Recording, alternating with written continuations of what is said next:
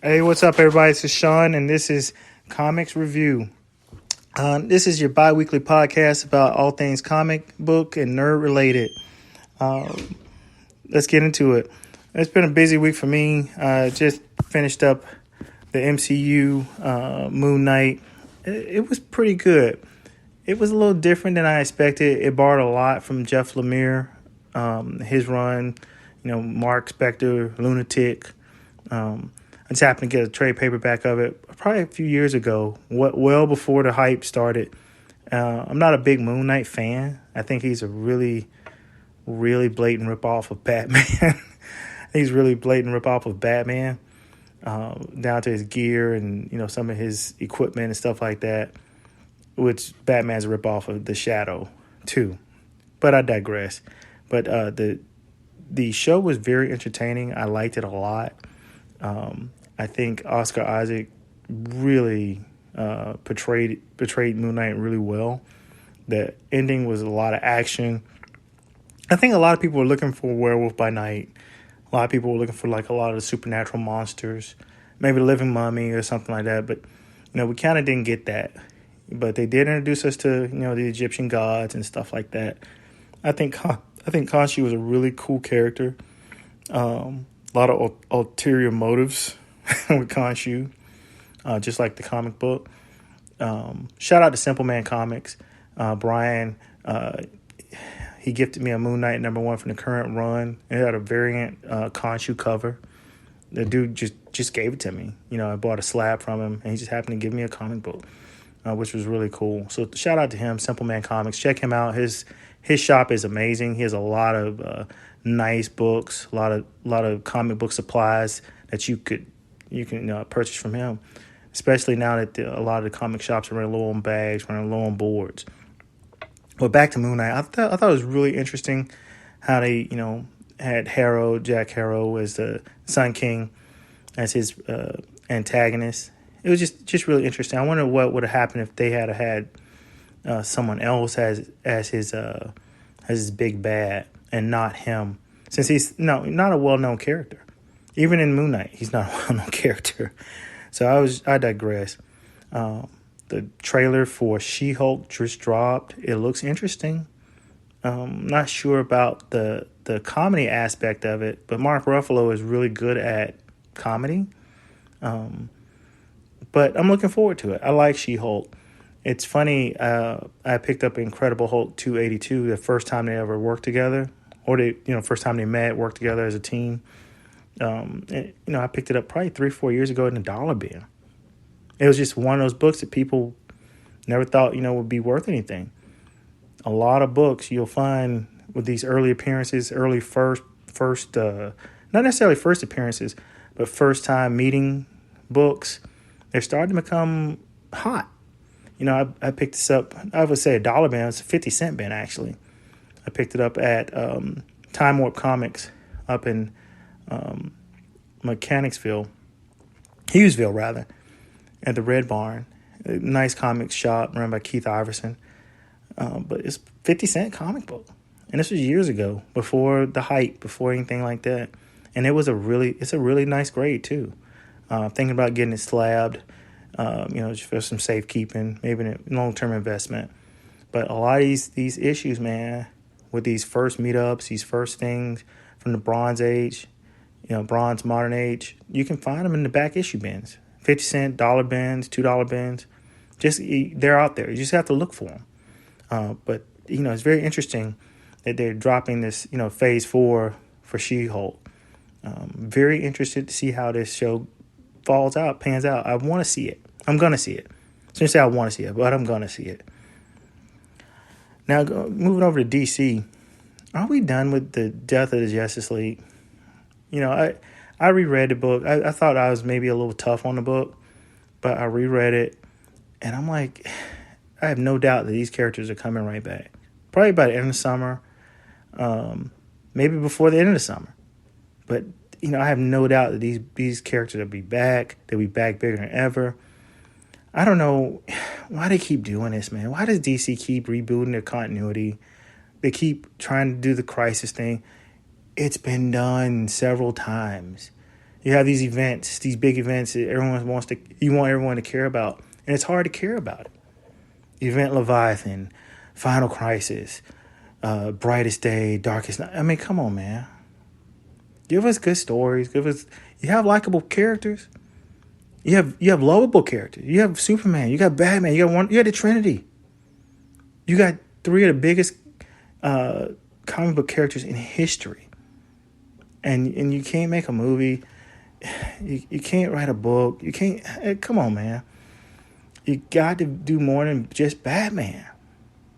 Right now, I looked at my pull list. Batman dominates my pull list from DC. Dominates it. You know, Batman, Detective Comics, I Am Batman, Catwoman, all these other things. Robin's just finished. Robin's was, I wanted to like it, but it was like a waste of time, man.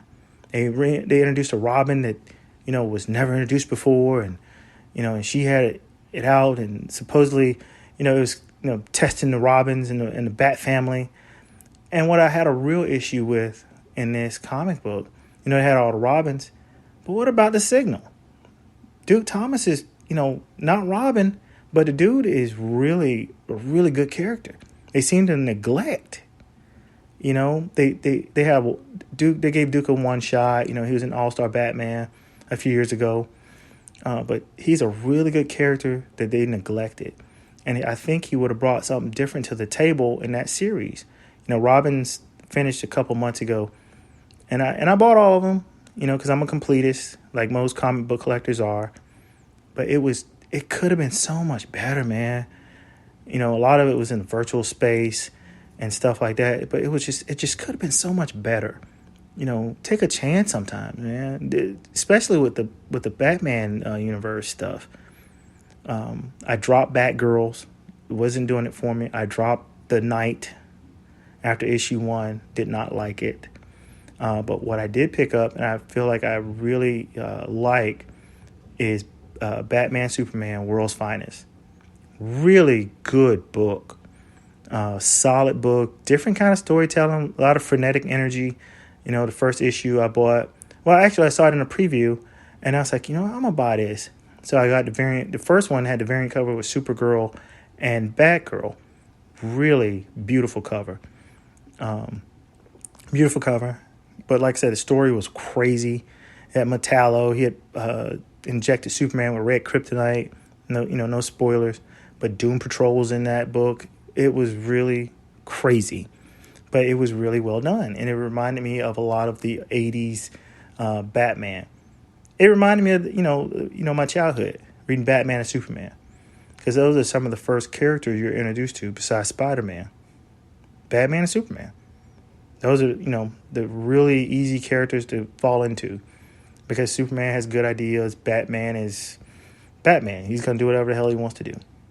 But World's Finest, Batman, Superman, World's Finest. If you got room in your pool list, check it out, man. It's a really good story. They're just on the 3rd issue right now. It just came out. They had introduced a new big bad demon. Devil Neza. Really interesting character. But like I said, the writing, the artwork is beautiful. Check it out. If you got some bandwidth in your pool box. How did I feel about it? I think that's the formula they need to stick to. If they're gonna, especially if they're trying, not necessarily trying to save Superman, but make Superman is huge. Superman been out for almost 100 years. How come he hadn't had a movie success like Batman? How come he doesn't have success like Spider-Man? Something somewhere is broken in how they promote him, how they're marketing him.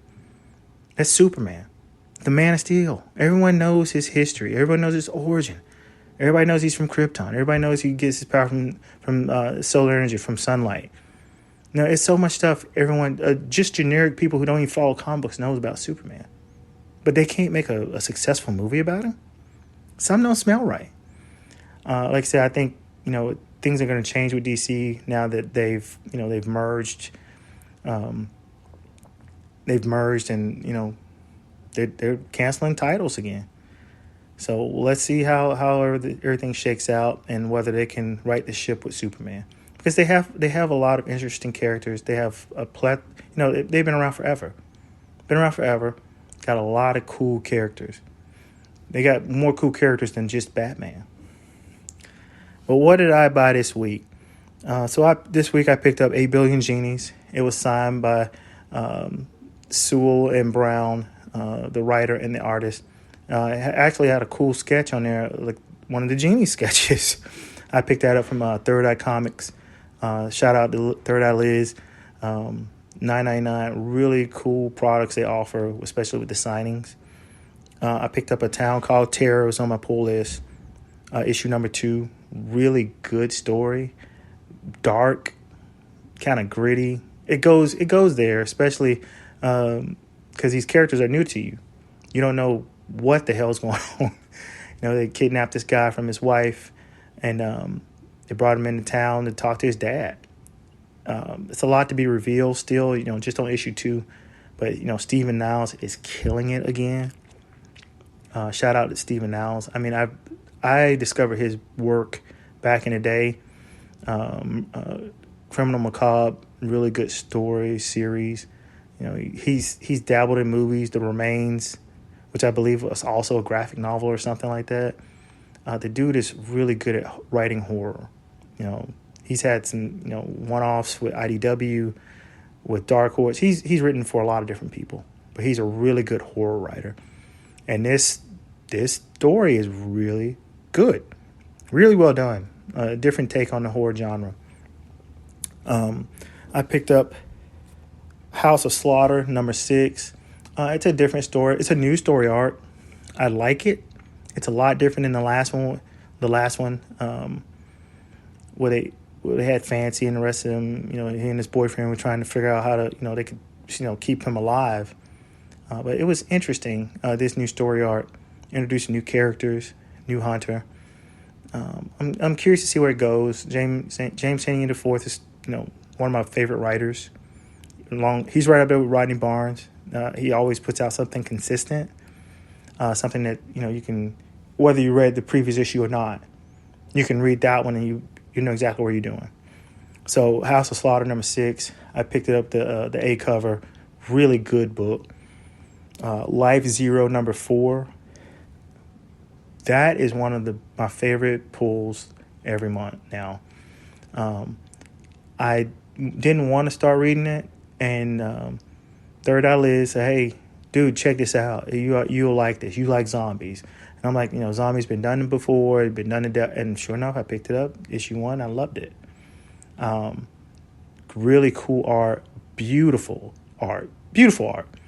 Great storytelling. It's something to behold. The protagonist is an ass.